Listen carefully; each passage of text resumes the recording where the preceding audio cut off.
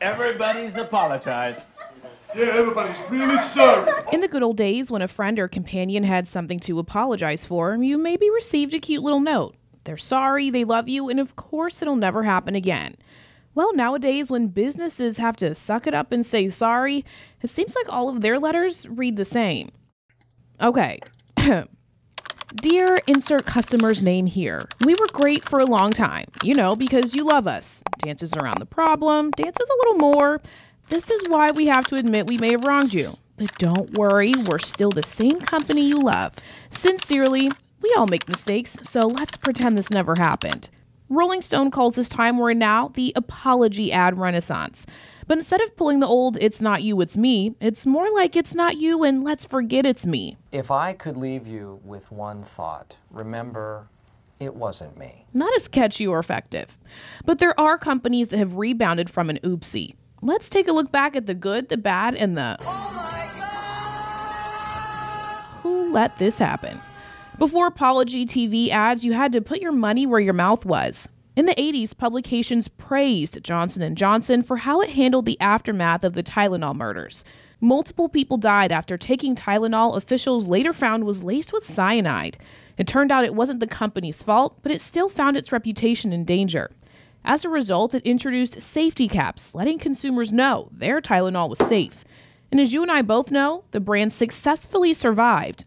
Fast forward to the 2000s. They potentially had the best answers, so I know whose ass to kick. BP had President Obama on another level when it caused what NBC calls the biggest oil spill in U.S. history in the Gulf of Mexico. I know that this incident has had a profound impact on your lives and caused great turmoil, and I deeply regret that. The CEO apologized. I'm Tony Hayward.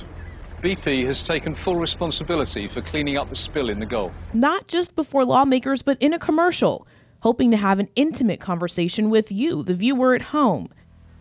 We're sorry.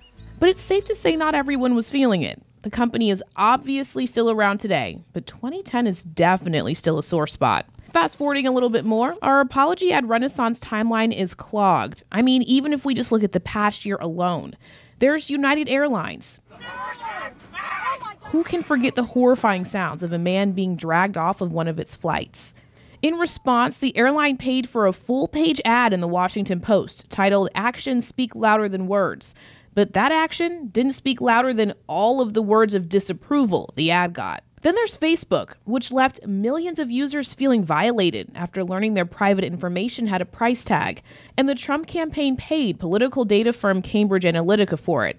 As a result, Facebook did what it does best to try to apologize. But then something happened. We had to deal with spam, clickbait, fake news, and data misuse. That's going to change. Promising to get back to what Facebook was built for, bringing us all together. Then there's the latest, Starbucks, which couldn't explain why two black men were arrested at one of its stores for just being there. Today, the CEO of Starbucks is calling the arrest reprehensible. The CEO posted a letter on the company's website called "Reprehensible Outcome in Philadelphia Incident." He followed it up with an apology video on the site.